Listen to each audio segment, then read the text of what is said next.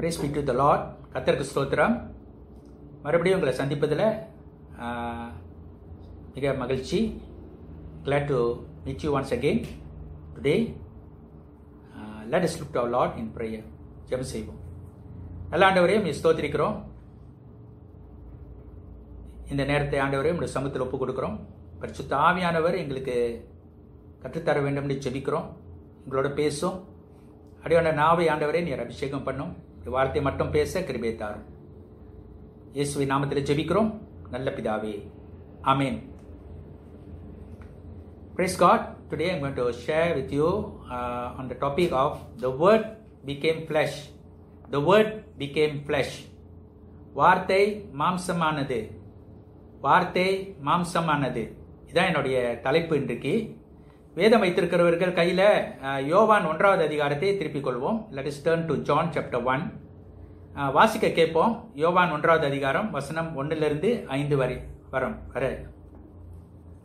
ஆதியிலே வார்த்தை இருந்தது, அந்த வார்த்தை தேவனிடத்தில் இருந்தது, அந்த வார்த்தை தேவனாய் இருந்தது.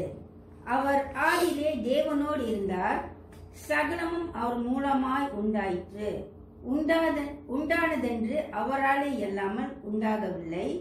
அவருக்குள் ஜீவன் இருந்தது, அந்த ஜீவன் மனுஷருக்கு ஒளியாய் இருந்தது.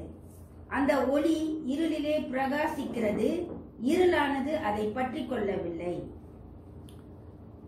In the beginning was the Word, and the Word was with God, and the Word was God.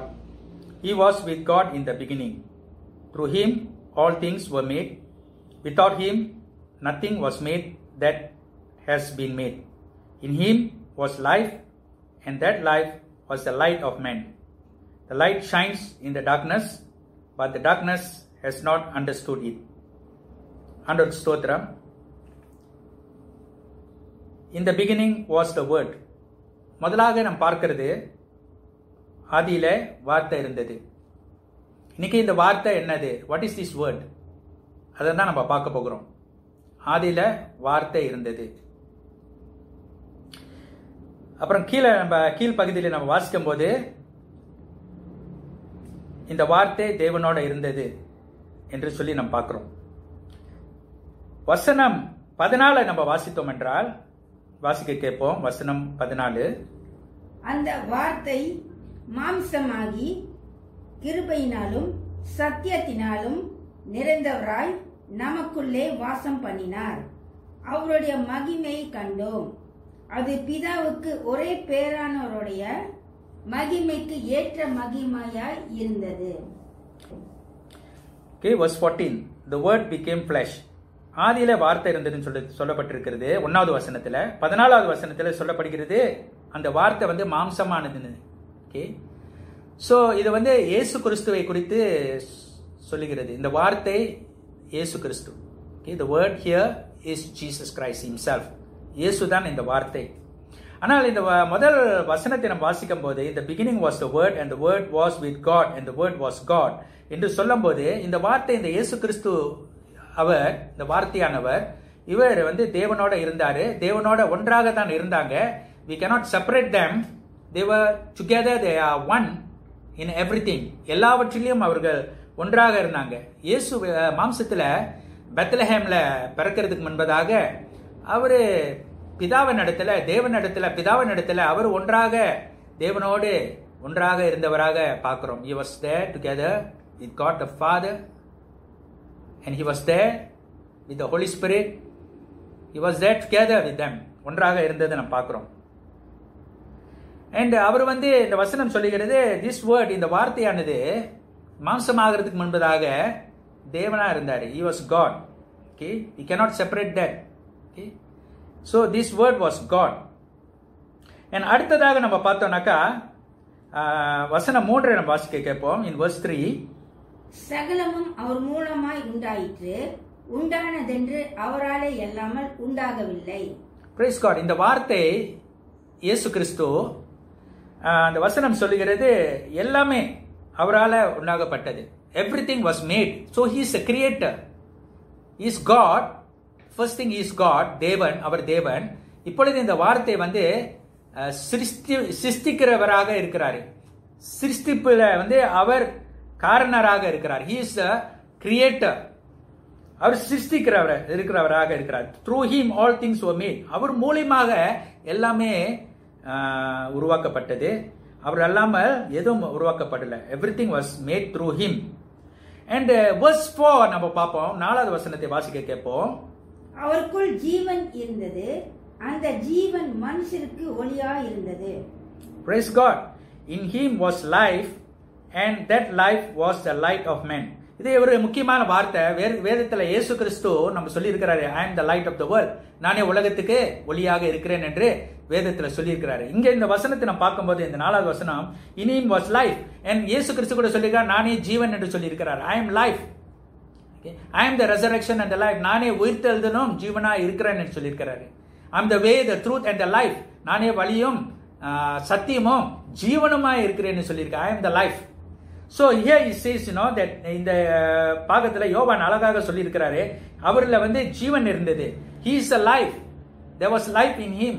So those who trust in him, those who believe in this word, in Jesus, we have life. Not only the physical life we are having now, we are experiencing now, but the life after death. மரணத்துக்கு பிறகு நம்மளுக்கு ஜீவன் இருக்கிறது. ஏன்னா இந்த கிறிஸ்துக்குள் அந்த ஜீவன் இருக்கிறதுனால அவருடைய ஜீவனை நமக்கு கொடுக்கிறார். He gives his life. He came and gave his life for us. நமக்கு கொடுத்ததுனால நமக்கு இந்த வாழ்க்கைக்கு பிறகு ஜீவன் இருக்கிறது. So we have life in him. In him was life.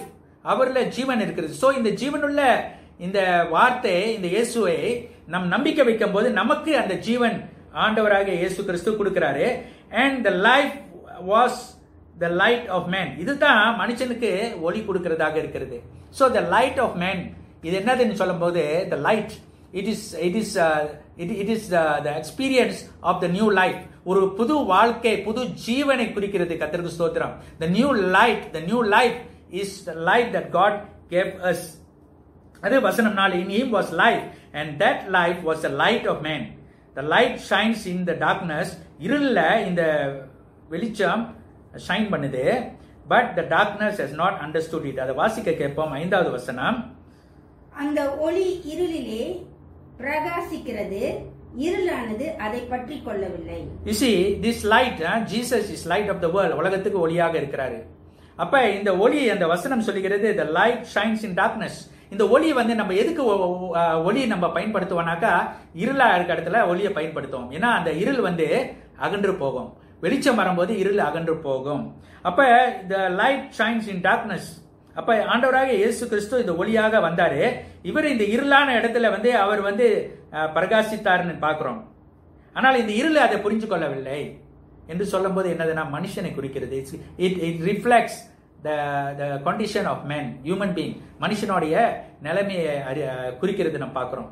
மனுஷன் பாவத்துல இருளில் வாழ்ந்து கொண்டு இருக்கிறான். ஆனா இயேசு வந்த பொழுது கூட அநேக மக்கள், இருளில் உள்ள மக்கள், பாவத்தை செய்து கொண்டு பாவத்தில் இருக்கிற மக்கள் இன்னும் இந்த வெளிச்சத்தை அறிஞ்சு கொள்ள முடியலன்னு சொல்லி பார்க்கிறோம். He did not understand the light with Jesus brought. இயேசு கொண்டு வந்த இந்த வெளிச்சத்தை அவர்கள் அறியாமல் இருந்தார்னு சொல்லி நம்ம பார்க்கிறோம். அதான் 5வது வசனத்துல சொல்லுகிறது, the light shines in the darkness. இருள்ல ஷைன் பண்ணுது. அப்படி இருள் தான். அப்ப பாவமுள்ள உலகத்துல ஆண்டவருடைய வெளிச்சம், ஆண்டவருடைய நீதி, ஆண்டவருடைய வல்லமை எல்லாமே பிரகாசிக்கிறது, வெளிப்படுகிறது. ஆனா உலகத்துல இருக்க மக்கள், இருள்ல இருக்கிற மக்கள், பாவ இருள்ல இருக்கிற மக்களுக்கு அது இன்னும் புரிஞ்சு கொள்ள முடியலன்னு சொல்லி அங்க சொல்லுகிறது. அப்புறம் நம்ம 6வது வசனம்லாம், நம்ம 6வது வசனம் வந்து யோவானை குறித்து சொல்லுகிறது. ஆனா 8வது வசனம், அது யோவான் வந்து அந்த ஒளி இல்ல, ஆனா இயேசு கிறிஸ்து ஒளின்னு சொல்லி யோவான் ஸ்நானகன் யோவான் வந்து சொல்லுகிறாரு. John says that Jesus is that light. He gives testimony. He gives testify. அவர் சாட்சி கொடுக்கிறதை நம்ம பார்க்கிறோம். ஓகே, 9வது வசனத்தை வாசிக்க கேட்போம். verse 9 கேட்போம். verse 9, உலகத்திலே வந்த எந்த மனுஷனும் பிரகாசிப்பிக்கிற ஒளியை. ஓகே, வசனம் 10, அவர் உலகத்திலே இருந்தார், உலகம் அவர் மூலமாய் உண்டாயிற்று, உலகமோ அவரை அறியவில்லை. Praise God. The true light that gives light to every man was coming into the world. இந்த உண்மையான மெய்யான ஒளி, இந்த கிறிஸ்மஸ் நம்ம ஆண்டோட பிறப்பை நம்ம வந்து கொண்டாட இருக்கிறோம். இது என்னத்தை நம்ம கொண்டாடுகிறோம் என்றால், இருள் நீங்கினது. Darkness is gone because the light has come. The light in Jesus Christ, the word, இந்த வார்த்தை, இந்த இயேசு கிறிஸ்து இந்த ஒளியை கொண்டு வந்தாருன்னு சொல்லி பார்க்கிறோம். ஆகையால் இருள்ல இருக்கிற மக்கள், பாவத்தில் இருக்கிற மக்களுக்கு இன்னைக்கு கிறிஸ்துமஸ் என்று சொல்லும் போது, அதனால ஆண்டோட பிறப்பை நம்ம கொண்டாடும் போது இது என்னத்தை சந்தோஷத்தை கொடுக்கிறது என்றால், இருள் நீங்கினது, பாவம் நீங்கினது. கர்த்தர் நம்மளுக்கு ஒளியை கொண்டு வந்தார், நம்பிக்கையை கொண்டு வந்தார், வெளிச்சத்தை கொண்டு வந்தார்னு சொல்லி அந்த நம்பிக்கையில நம்ம வந்து செலிப்ரேஷன் பண்றோம். Praise God. We celebrate with a reason. நம்ம இந்த ஆண்டவருடைய பிறப்பின் கொண்டாட்டத்தை நமது அர்த்தத்தோட நம்ம கொண்டாடுகிறோம். ஏனென்றால் இருளை ஆண்டவர் நீக்குகிறார். God takes away the darkness of sin and death and he gives and brings life. அதுதான் நான் பார்க்கிறோம். 10வது வசனம் சொல்லுகிறது, he was in the world. உலகத்துல இருந்தாரு. இந்த வார்த்தை மாம்சமாயி இந்த உலகத்துல இருந்தாரு. இந்த உலகம் வந்து அவரால் உருவாக்கப்பட்டது. The world was made through him. The world did not recognize him. அந்த அவரை அடையாளம் கண்டு கொள்ளவில்லை. இந்த உலகம் வந்து அவரை அடையாளம் கண்டு கொள்ளவில்லை. Hallelujah. See, the God who created this world was in the world. He taught many things. இந்த பூமியில இருக்கும்போது அநேக காரியங்களை கற்றுக் கொடுத்தாரு. தேவனோட ராஜ்யத்தை கற்றுக் கொடுத்தாரு, அற்புதங்கள் அடையாளங்கள் செய்தாரு. அவர் தேவனிடத்துல இருந்து வந்தாரு, நான் தேவனிடத்துக்கு திரும்பி போறேன்னு சொன்னாரு. பல காரியங்களை கற்றுக் கொடுத்தார். ஆனால் தன் ஜனங்கள், இந்த உலகம் அவரை அடையாளம் கண்டு கொள்ளவில்லை. அடையாளம், they couldn't recognize him, people of God. They just saw him as just an ordinary man. Okay, they didn't recognize him as the creator. அவர் படைத்தவர், தேவன், இவர்தான் தேவன் என்று சொல்லி அநேகர் அவரை அறியாமல் இருந்தார்கள். He came to that which, 11வது வசனம், he came to that which was his own, but his own did not receive him. அதை வாசிக்க கேட்போம். 11வது வசனம், அவர் தமக்கு சொந்தமானதிலே வந்தார், அவருக்கு சொந்தமானவர்களோ அவரை ஏற்றுக்கொள்ளவில்லை. What a sad, see, இயேசுவோடைய பிறப்பு நாளில் அவர் எப்படி ஃபீல் பண்ணியிருப்பாரு? How would he have felt within him? நம்மளுடைய பிறந்த நாளில் நம்ம வந்து செலிப்ரேட் பண்ண ஆசைப்படுறோம். ஆனால் ஆண்டவருடைய பிறந்த நாளில் அவர் தள்ளப்பட்டவராக காணப்பட்டார். He was a person who was like pushed aside. He was not recognized. அறிமுகம் இல்லாதவர்களாக இருந்தார், தள்ளப்பட்டவராக காணப்பட்டார். அவருடைய சொந்த ஜனம் ஏற்றுக்கொள்ளவில்லை. யூதர் மக்கள் மத்தியில, he came to the Jewish nation, to the Jewish people, but his own people didn't recognize him, didn't accept him. அவரை ஏற்றுக்கொள்ளவில்லை என்று சொல்லி நம்ம பார்க்கிறோம். அதான் அந்த வசனம் 11, he came to that which was his own, சொந்த ஜனங்கள். இவ்வளவு ஒரு வேதனையான ஒரு காரியம். but his own did not receive him, அவரை ஏற்றுக்கொள்ளவில்லை. Okay, did not receive him, people of God. இன்னைக்கும் இவ்வளோ ஆண்டவர் கரத்தை நீட்டுறாரு. சிலுவையில உலகத்துக்கு எல்லாத்துக்கும் மரித்தாரு. ஆணி அடிக்கப்பட்டு சிலுவையில மரித்து, முள்கிரீடம் போடப்பட்டு மரித்து, மனுஷனுக்காக அடக்கம் செய்யப்பட்டு 3ஆம் நாள் உயிரோடு எழும்பினார். ஆனால் இன்றைக்கும் கூட அதை கேட்டும் அநேக ஜனங்கள் அறியாமல் இருக்கிறார்கள். ஆண்டவர் சொல்றாரு, இன்னைக்கு நான் உலகத்துக்கு வெளிச்சமாக வந்திருக்கிறேன், இருளை நீக்க வந்திருக்கிறேன் என்று. தேவ ஜனமே, இன்னைக்கு யாரா இருந்தாலும் சரி, இந்த இயேசுவின் பிறப்பை அனுசரிக்க காத்திருக்கிற நம்ம யாரா இருந்தாலும் சரி, இந்த நாளில் அவர் இடத்துல வந்தோம் என்றால், அவரை ஏற்றுக்கொண்டோம் என்றால், அவரை அறிந்து கொண்டோம் என்றால், நிச்சயமாக அவருடைய வெளிச்சம், அவருடைய ஒளி நம்ம உள்ளத்துல வரும். கர்த்தருக்கு ஸ்தோத்திரம். அண்ட் வசனம் 12 பாருங்க, ரொம்ப ஒரு it's a blessed verse. I love this verse. அதை வாசிக்க கேட்போம். அவருடைய நாமத்தின் மேல் விசுவாசம் உள்ளவர்களாய் அவரை ஏற்றுக்கொண்டவர்கள் எத்தனை பேர்களோ அத்தனை பேர்களுக்கும் தேவனுடைய பிள்ளையாகும்படி அவர்களுக்கு அதிகாரம் கொடுத்தார். Praise God. Today at the birth of Jesus, இயேசு கிறிஸ்து பிறப்பை நம்ம கொண்டாட இருக்கிறோம்ல, இந்த நாளில் இது ஒரு விசேஷ நாளா இருக்கணும்னாக்கா அவரோட பிள்ளையாக இருக்க வேண்டும். We have to be his children, people of God. அது எப்படி ஆகும்? How can that be? He said, yet to all who received him, அவருக்கு ரிசீவ் பண்ணும்போது, அவரை பெற்றுக்கொள்ளும் போது, to those who believe in his name, அவர் நாமத்தில் நம்பிக்கை வைக்கும் போது, நம்பிக்கைக்கு he gave the right to become children of God. அவருடைய பிள்ளைகளாக ஆகும்படிக்கு நம்மளை செய்கிறார் ஆண்டவர். கர்த்தருக்கு ஸ்தோத்திரம். This is the greatest gift of Christmas is this. The greatest thing we can do for Christmas is this. இந்த இயேசுவின் பிறப்புல இந்த கிறிஸ்துமஸ் தினத்துல பெரிய ஒரு அதிசயமான ஒரு பெரிய நல்ல காரியம், ஒரு சந்தோஷமான காரியம் நம்ம செய்வோம் என்றால் எதா இருக்கும் என்றால் என்னதுனாக்கா இந்த வசனம் சொல்கிறபடி we receive him, we receive Jesus Christ into our life. The 3 wise men, அந்த 3 wise men அவர்கள் இயேசுவோட பிறப்பு நேரத்தில் அவர்கள் ஆண்டவரை அந்த பரிசெல்லாம் கொடுத்து அவர்கள் இந்த இயேசுவை வணங்கினார்கள். they worshipped him, they worshipped the wise men, they worshipped Jesus. இன்றைக்கு நம்ம அந்த இடத்தை நம்ம உள்ளத்துல கொடுத்தோம் என்றால் இது பெரிய ஒரு மகிழ்ச்சியான ஒரு ஆசீர்வாதமான நாளாக இருக்கும். and we can become his children. இன்னைக்கு ஆண்டவர் அழைப்பு கொடுக்கிறாரு, நம்மளுக்கு அழைப்பு கொடுக்கிறாரு, அவரோட பிள்ளைகளாக ஆகும்படிக்கு நம்மள அழைப்பு கொடுக்கிறாரு. and the next verse in 14 it says that verse 14 வாசிப்போம் 14. அந்த வார்த்தை மாம்சமாகி கிருபையினாலும் சத்தியத்தினாலும் நிறைந்தவராய் நமக்குள்ளே வாசம் பண்ணினார். அவருடைய மகிமையை கண்டோம். அது பிதாவுக்கு ஒரே பேரானவருடைய மகிமைக்கு ஏற்ற மகிமையாகவே இருந்தது. The word became flesh. இப்பொழுது பாருங்க, இன்னைக்கு உள்ள சத்திய தலைப்பு the word became flesh. வார்த்தை மாம்சமானதுன்னு சொல்லி நம்ம தலைப்புல பார்த்தோம். இன்னைக்கு இந்த 14வது வசனம் the word became flesh. இப்பொழுது இந்த வார்த்தையா இருந்தது இப்ப மாம்சமாக நம்மோட வாசம் செய்கிறது. comes and dwells among us, lives among us. It is Jesus Christ. இயேசு கிறிஸ்து தான் நம்மோட வாசம் செய்கிறார். ஜனமே, we have seen his glory. அவரோட மகிமையை பார்த்திருக்கிறோம், அவருடைய வல்லமையை பார்த்திருக்கிறோம், அவரோட அதிசயங்களை பார்த்திருக்கிறோம். He says we have seen his glory, the glory of the one and only who came from the Father, full of grace and truth. கிருபையும் உண்மையும் அவர்ல இருக்குது. கர்த்தருக்கு ஸ்தோத்திரம். We saw in him. It is Jesus. In him we saw grace and truth, people of God. It is in Jesus alone. இயேசுல மட்டும்தான் நம்ம இந்த சத்தியத்தையும் இந்த உண்மையும் கிருபையும் நம்ம பார்க்கிறோம். கர்த்தருக்கு ஸ்தோத்திரம். And that is what John says, that the word became flesh. இந்த வார்த்தை மாம்சமானதுன்னு சொல்லி அருமையாக சொல்லிருந்த நம்ம பார்க்கிறோம். அப்புறம் அடுத்ததாக நம்ம பார்த்தோம்னாக்கா 16வது வசனத்தை வாசிக்க கேட்போம். In verse 16, people of God, we see a wonderful word which is given for us. அவருடைய பரிபூர்ணத்தினால் நாம் எல்லோரும் கிருபையின் மேல் கிருபை பெற்றோம்.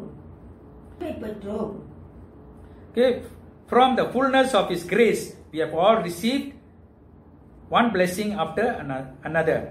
From the fullness of his grace, அவர் கிருபை உள்ளவர். Okay, he is full of grace, people of God. கிருபை நிறைவாக உள்ளது. யாருக்கும் நம்ம சொல்ல முடியாது. we cannot say that எனக்கு நிறைய கிருபை இருக்கு. அது ஆண்டவர் கொடுத்தது. the grace comes only from God. Grace only comes from God. And he says that from the fullness of his grace, அவருடைய கிருபையின் நிறைவினால, and we have received ஒரு ஆசீர்வாதத்தோடு இன்னொரு ஆசீர்வாதம் மேல ஆசீர்வாதங்கள் ஆண்டவர் நமக்கு கொடுக்கிறவராக இருக்கிறார். கர்த்தருக்கு ஸ்தோத்திரம். இதெல்லாம் எப்படி ஆகுனதுன்னா, ஏன்னா ஆண்டவர் மாம்சத்துல வெளிப்பட்டார். God, the word became flesh in Jesus Christ.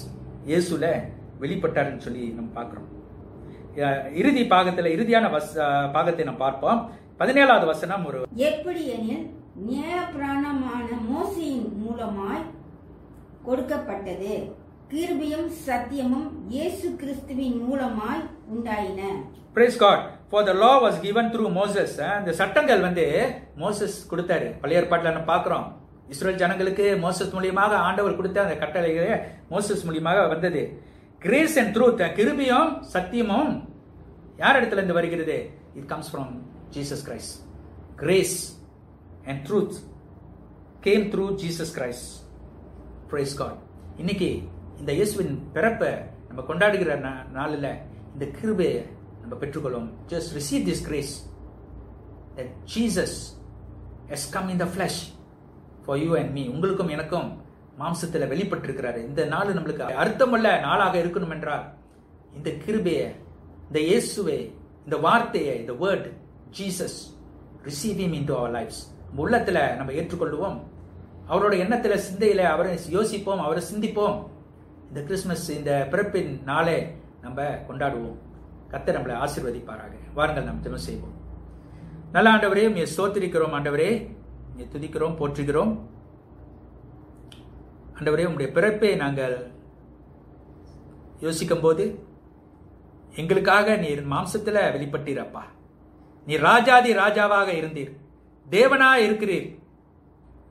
ஆனாலும் ஆண்டவரே, உம்முடைய பதவியை பார்க்காமல், உம்முடைய அதிகாரத்தை பார்க்காமல், உம்முடைய வல்லமையை பார்க்காமல் நீர் எங்களுக்கு இறங்கி மனுஷ குலத்தை எடுத்து எங்களுக்காக வந்தீர் ஆண்டவரே. உமக்கு நன்றி செலுத்துகிறோம். இந்த நாளில் ஆண்டவரே, நீர் வந்த அந்த பரிசுக்காக நன்றி. You are our gift Lord. God the Father has given us. பிதாவான தேவன் எங்களுக்கு கொடுத்த பரிசு நீர் ஆண்டவரே. நன்றி அப்பா, நீர் வந்ததுக்கு நன்றி, நீர் பிறந்ததுக்கு நன்றி. உமக்கு ஸ்தோத்திரம். எங்களை உடைய கிருபையினாலே நிரப்பினதுக்காக, ஆசீர்வாதத்துக்கு மேல ஆசீர்வாதம் எங்களுக்கு கொடுத்ததுக்காக உமக்கு நன்றி செலுத்துகிறோம். இந்த உடைய பிறப்பின் நாள் கொண்டாட்டத்தை ஆண்டவரே எங்களுக்கு ஆசீர்வதித்து தாரும். சகலத்தையும் உடைய கருத்தில் ஒப்பு கொடுக்கிறோம். கேட்ட வசனத்தை ஆசீர்வதியும், கேட்ட ஒவ்வொருவரையும் ஆசீர்வதியும். இயேசுவின் நாமத்தில் ஜெபிக்கிறோம் எங்கள் நல்ல பிதாவே, ஆமென்.